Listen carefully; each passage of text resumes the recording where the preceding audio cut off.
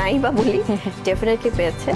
তবে আজকের breaking news, সবকিছু বরবাদ করে দিয়ে সাকিব আজ আমার ঘরে অপু বিশ্বাসকে বুড়ো আঙুল দেখিয়ে কি বলছে শবনম ইয়াসমিন বুবলি। এবার বলেছে খান সাহেব আমারই আছে, যে যতই কথাই বলুক খান এবার আমারই হবে। প্রিয় দর্শক, ঢালিউড প্রেমীদের মুখে মুখে এখন শুধু সুপারস্টার সাকিব খানের বরবাদ সিনেমার জয় জয়গার।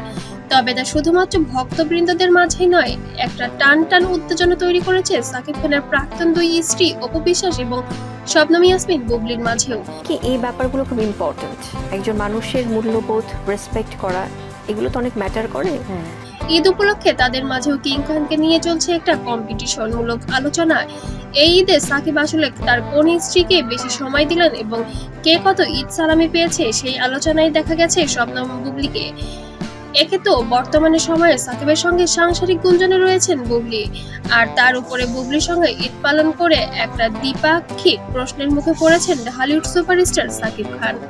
তবে এবার সন্তানকে নিয়ে প্রশ্ন রেখে গিয়েছিলেন উপস্থাপিকা, যেখানে বুবলি বেশ ডিপ্লোম্যাটিক অ্যান্সার দিয়েছিলেন যে আমার কাছে কত টাকা সালামি পেল এবার।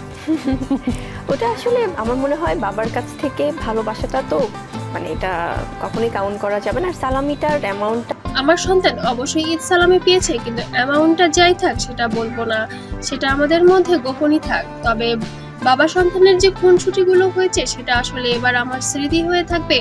আমার জীবনের এবার শ্রেষ্ঠ ঈদ হয়েছে এবার। শ্বশুরবাড়ি আত্মীয় স্বজনের সাথে ঈদ উদযাপন করেছেন শবনম ইয়াসমিন বুবলি, যেখানে অপু বিশ্বাসকে দেখা গিয়েছে কাতারে অবস্থান করতে, কিন্তু সন্তানকে দেখা গিয়েছে সাকিব খানের সঙ্গে।